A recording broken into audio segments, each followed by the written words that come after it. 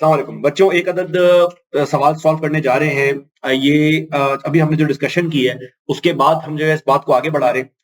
अब step by step ना सारी चीजों के बारे में बात करते हैं। अभी हमने इससे पहले बात की जनाब के मैनेजमेंट अकाउंटिंग के अंदर हमारा कंसर्न वेरिएबल और फिक्स कॉस्ट के बारे में। अच्छा, ये एक भाई साहब हैं, इन्होंने ना दुकान लगाई हुई है। जरा ध्यान कीजिएगा, अभी पिक्चर के अंदर तो आपको दुकान में बहुत सारा सामान नजर आ रहा है, लेकिन आप थोड़ी देर के लिए मेरे भाई ये अज्यूम कर लें कि इस भाई की दुकान में सिर्फ एक आइटम सेल होता है, तीनों बेच रहे हैं। ठीक है ना। अच्छा, ये भाई साहब मार्केट जाते हैं, मार्केट से 100 रुपए का ये आइटम बाय करके जो है वो लेकर आते हैं। मैंने इसका नाम दे दिया है वेरिएबल प्रोडक्शन कॉस्ट। अब लेक्चर के दौरान जो जो बातें मैं बोलता जाऊंगा ना, उन बातों पे जरा आपने गौर करना है, क्योंकि ये सवाल ना डिकोडेड फॉर्म के अंदर है। पेपर के अंदर सवाल कहानी की फॉर्म में आएगा, हम स्टेप बाय स्टेप उसकी तरफ मूव करेंगे। और जब कहानी की फॉर्म में सवाल आपके पास आएगा तो आपने किस तरह डिकोड करना है वो भी इसके अंदर सारी बातें लिखी हुई है।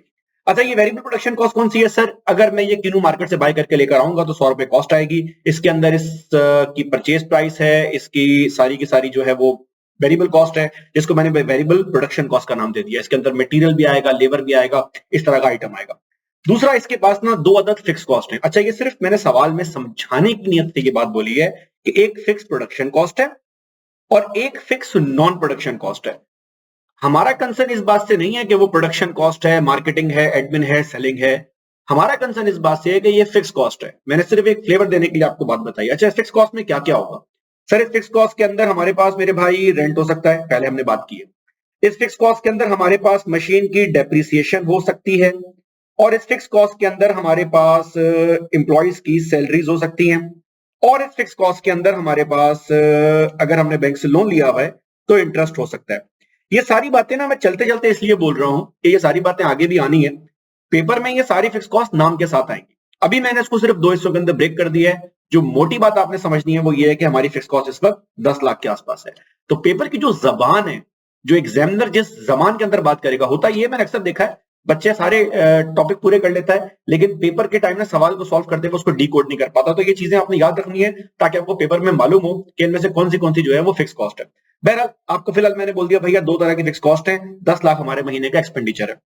अब ये बंदा आपके पास आया, बेचारा गरीब आदमी, और इसने कहा यार आप माशाल्लाह पढ़े लिखे हो, कैफ क्वालिफाइड हो, और आपके 8 पेपर अल्हम्दुलिल्लाह क्लियर हैं, तो आप एक काम करो, छोटा सा ना मुझे एनालिसिस परफॉर्म करके दो। और मैंने एक टारगेट बना के रखा हुआ है, मेरा एक टारगेट है और मुझे उम्मीद है कि मैं एक महीने में तकरीबन 4000 कीनू बेच सकता हूं, या 4000 केजीज जो है वो सेल कर सकता हूं। माजरत, 4000 यूनिट्स जो है मैं सेल कर सकता हूं। मैंने हमारा थोड़ा सा फंस गया। अच्छा, वो मुझे ये आपसे बोल रहे हैं कि यार एक काम करो, मुझे ना थोड़ा सा सेंसिटिविटी एनालिसिस परफॉर्म करके दो। अब ये हमारी जबान का नाम है सेंसिटिविटी एनालिसिस। मैंने आपको पहले बोला कि CBP back of the paper working के अंदर आता है। सेंसिटिविटी से मुराद यहां पे ये है कि हमें ये चेक करना है कि at different level of activity मेरी कंपनी का प्रॉफिट एंड लॉस किस तरह से बिहेव कर रहा है। इसको चेक करने के लिए, इस काम को पूरा करने के लिए हम जो मेथड यूज करते हैं that is a single column profit and loss. ये भी single column profit and loss कैसे बनती है मैं आपको दिखा देता हूं। ये single column profit and loss is a basic tool मेरे बच्चे, याद रखिएगा ये बात जरा। ये बेसिक टूल हमने यूज करना है, इसके थ्रू हम आंसर सॉल्व करेंगे, इसके थ्रू हम मल्टीपल कैलकुलेशन जो है वो सॉल्व कर सकते हैं। तो it's kind of a hack, आप अपने खुद भी डेवलप कर सकते हैं, लेकिन इससे आपको आइडिया होना स्टार्ट हो जाएगा कि किस तरह से आपने काम करना है। 500 रुपए का एक आइटम हम बेच रहे हैं, 100 का बन रहा है, 10 लाख रुपए हमारी कॉस्ट है। और इसने मुझसे बोला यार मुझे ये बताओ कि अगर ये टारगेट मेरा पूरा नहीं होता या पूरा हो जाता है या मैं एक्सीड कर देता हूं तो मेरी कंपनी के प्रॉफिट एंड लॉस पे क्या इंपैक्ट पड़ेगा। प्लीज आगे बढ़ने से पहले याद रखें, मैं सिर्फ एक प्रोडक्ट बेच रहा हूं, सिर्फ एक प्रोडक्ट बेच रहा हूं। ये सिंगल प्रोडक्ट के लिए हम बात कर रहे हैं। हमारे सिलेबस में मल्टी प्रोडक्ट्स भी आएंगे, लेकिन फिलहाल हमने कहानी को सिंपल रखा हुआ है। अब अगली बात पे मूव करते हैं। ये मैंने आपके सामने एक single column profit and loss बना दिया। सर हमें तो बहुत सारे कॉलम नजर आ रहे हैं।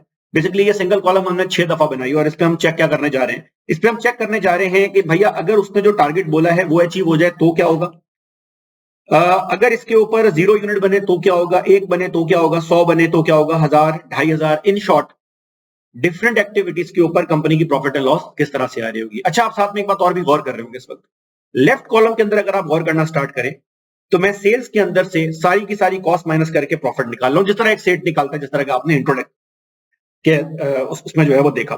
लेकिन अगर आप गौर करें ना, यहाँ पे मैं कॉस्ट को किस तरह से डिवाइड कर रहा हूं, मैं कॉस्ट को किस तरह से सेग्रीगेट कर रहा हूं, या ज्यादा अच्छा वर्ड है कि मैं कॉस्ट को किस तरह से क्लासिफाई कर रहा हूं। तो मैं कॉस्ट को प्रोडक्शन या नॉन प्रोडक्शन कॉस्ट में क्लासिफाई नहीं कर रहा, मैं कॉस्ट को वेरिएबल या फिक्स कॉस्ट के अंदर जो है वो क्लासिफाई कर रहा हूं। तो पहले हम वेरिएबल कॉस्ट माइनस करेंगे। वेरिएबल कॉस्ट माइनस करने के बाद जो चीज मेरे पास पैदा होगी उसे कंट्रीब्यूशन बोला जाएगा। उसके बाद फिक्स कॉस्ट माइनस होगी, फिर आएगा प्रॉफिट। एक बड़ा कॉमन सवाल बच्चों के पास से आता है, पहले की वीडियो में भी मैंने एड्रेस किया था कि सर वेरिएबल कॉस्ट आपने पहले क्यों माइनस किया? सर मेरा दिल कर रहा है कि मैं फिक्स कॉस्ट को पहले माइनस करूं। तो उसका एक बड़ा अच्छा रीजन है मेरे भाई कि वेरिएबल कॉस्ट को पहले माइनस करने का रीजन ये था कि वेरिएबल कॉस्ट वो कॉस्ट है जो सेल्स एक्टिविटी के साथ साथ चेंज हो रही है। फिक्स कॉस्ट को फिक्स बोलते ही इसलिए हैं कि उसका एक्टिविटी के साथ कोई लेना देना नहीं है। Hence the name of this topic, cost, volume, profit. We want to see the relationship of cost, both of these costs, with the changes in volume and need to find out the impact on profitability. तो हमें basically ये check करना है। अब scene ये है कि जैसे जैसे सेल्स बढ़ती जाएगी वैसे वैसे वेरिएबल कॉस्ट तो इंक्रीज होगी लेकिन फिक्स कॉस्ट पे इंपैक्ट नहीं आएगा। तो आए एक छोटा सा सेंसिटिविटी एनालिसिस अपने सामने करें और देखें इस कंपनी के ऊपर क्या हालात होते हैं। भैया अगर पहले महीने मैंने काम किया या पहला हफ्ता मैंने काम किया और उस महीने में मैं भी बिजनेस जो है वो सेटअप कर रहा हूँ, दुकान मैंने खोल तो ली है लेकिन अभी एक्टिविटी होना स्टार्ट नहीं हुई है। कॉलेजेस के केस में भी 2 महीने ऐसे होते हैं जब एग्जाम हो रहे होते हैं तो एक्टिविटी लो होती है, लेकिन सैलरी तो जा रही है, रेंट तो जा रहा है, डेप्रिसिएशन तो इनकर हो रही है। तो हमारी वेरिएबल कॉस्ट तो जीरो आई, सेल्स आ गए जीरो, कॉन्ट्रीब्यूशन जीरो। लेकिन सर मुझे 1 मिलियन की फिक्स कॉस्ट पे ऑफ करनी है। इसका मतलब कि अगर मैंने अपने सेठ को बोलना है, क्लाइंट को बोलना है, जो हमारा क्लाइंट है, ये पीछे अब सवाल में हमने जो बंदा दिखाया था दुकानदार, और आपके केस में एग्जामिनर है, कि दोस्त अगर हमारी कोई सेल नहीं होती ना 0 यूनिट के ऊपर तो हमारा मैक्सिमम लॉस हमारा 1 मिलियन का है। This is the maximum damage we must be able to afford. ये हिसाब इसलिए लगाया जा रहा है ताकि हम अपने रिसोर्सेज कर लें अरेंज। सर व्हाट इफ हमने दुकान खोली, पहला महीना था, अभी ज्यादा लोग हमें नहीं जानते, एक कस्टमर हमारे पास आया। सर एक कस्टमर आने का मतलब है 100 रुपए का मार्केट से जाके आपने माल बाय किया, 1 किलो किनू बाय किए और आपने वो 500 रुपए के बेच दिए। 400 रुपए आपकी जेब में आए, अभी आपको 400 रुपए देके मुस्कुरा रहे थे कि आपको याद आया कि मुझे इंटरेस्ट पे करना है, डेप्रिसिएशन की कॉस्ट है, सैलरीज हैं, रेंट है, वगैरह वगैरह। इफेक्टिवली स्पीकिंग अभी भी आप ऑलमोस्ट 1 मिलियन के लॉस पे हैं, 9,99,600।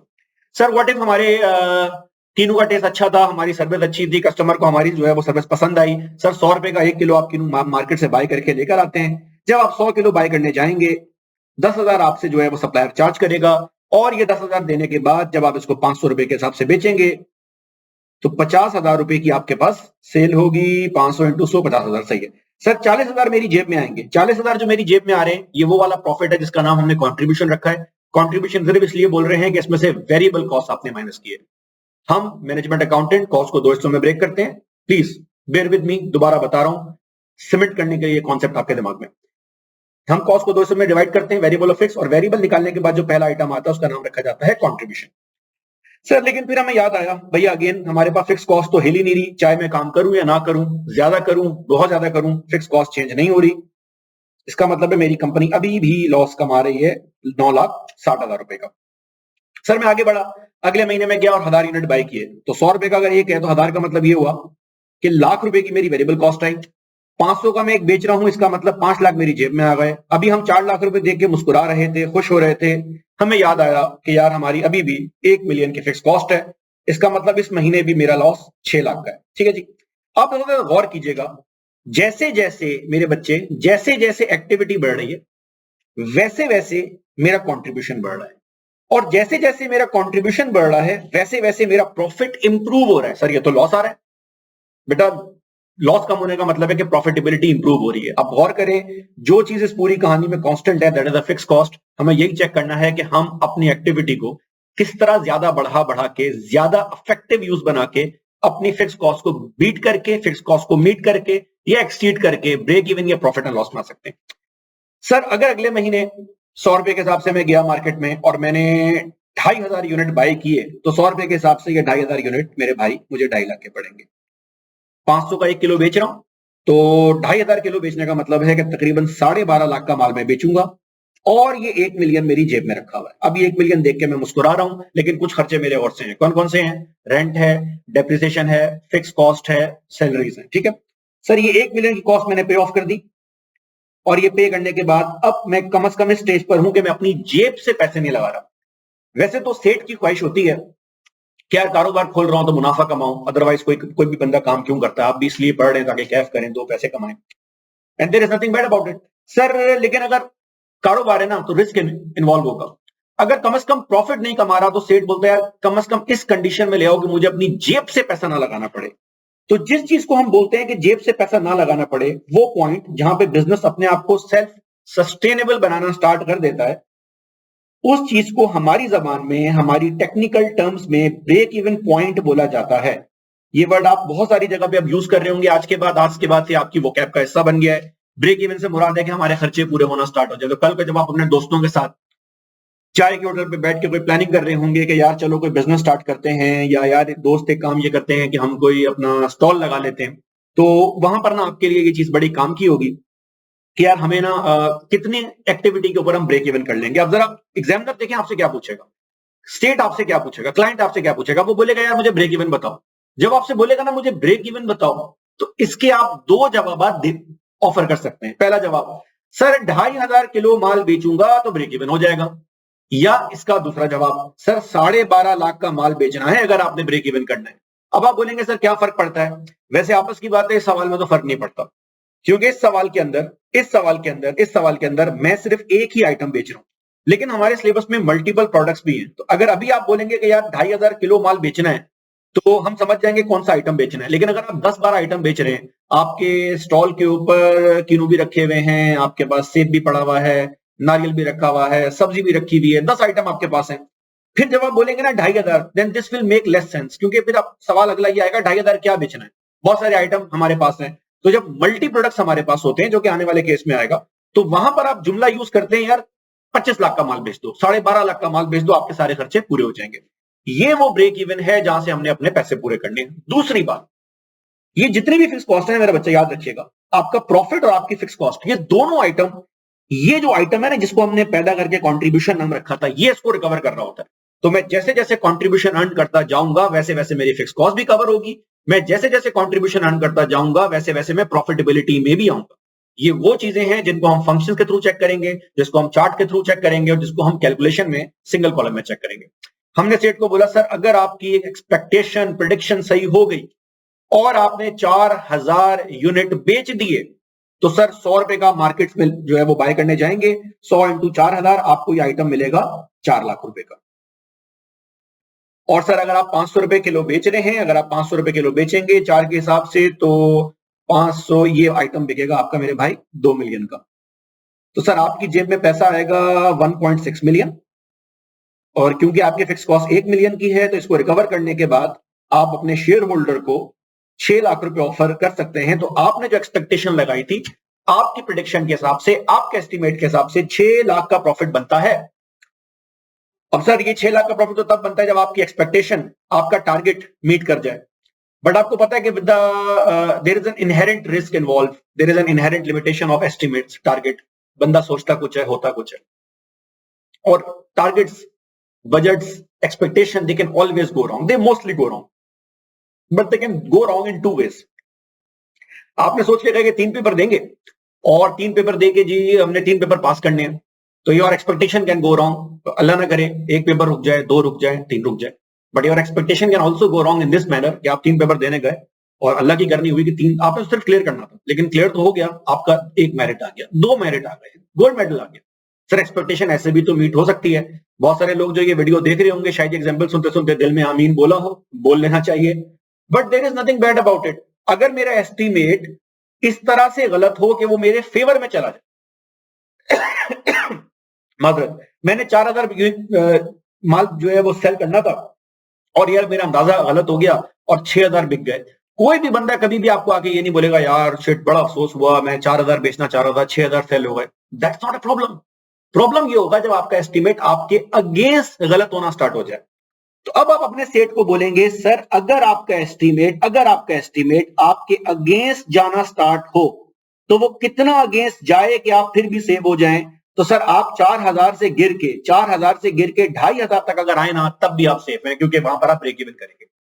4,000 नहीं बिकते, 3.5 बिकते हैं, सर खैर है, प्रॉफिट कम होगा, जेब से नहीं कुछ जाएगा। 4,000 नहीं बिकते, 2,000 बिकते हैं, सर 3,000 बिकते हैं, सर खैर है, जेब से कुछ नहीं जाएगा। सर 4,000 नहीं बिकते, 2,500 बिकते हैं, खैर है सर, जेब से कुछ नहीं जाएगा। लेकिन अगर 4,000 ना बिके और उसकी जगह मेरे पास 2,499 बिक जाए, सर इसका मतलब है कि अभी मैंने कुछ ना कुछ पैसा अपनी जेब से ऐड किया है। तो ये मेरी जो टारगेट सेल्स है, मेरी जो एक्सपेक्टेड सेल्स है, इसका और ब्रेक इवन पॉइंट का जो डिफरेंस है, इस चीज को हमारी जबान में मार्जिन ऑफ सेफ्टी बोला जाता है। ये वो मार्जिन ऑफ सेफ्टी है जिसके थ्रू आप अपने आप को प्रोटेक्ट करने की कोशिश कर रहे होते हैं।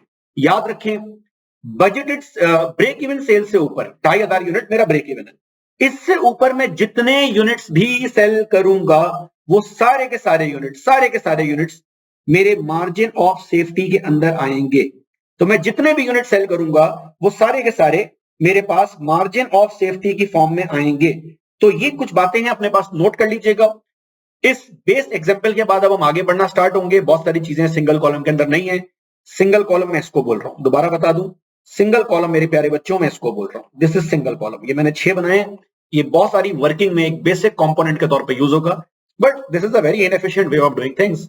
सर, अगर मेरे पास कस्टमर आता है और बोलता है कि यार जरा सेंसिटिविटी करके बताओ, कुछ अंदाजे लगाने, और मैं हर दफा ये चार्ट बनाना स्टार्ट कर दूं, वैसे तो ये एक्सेल के ऊपर बन सकता है, लेकिन मसला ये है कि मेरे पास अगर 10 प्रोडक्ट हो, 20 प्रोडक्ट हो, तो मेरे पास इतना टाइम नहीं है कि मैं ये सारा काम इस तरह से करूं। तो इन सब चीजों को शॉर्ट करने का कुछ फंक्शंस भी होते हैं।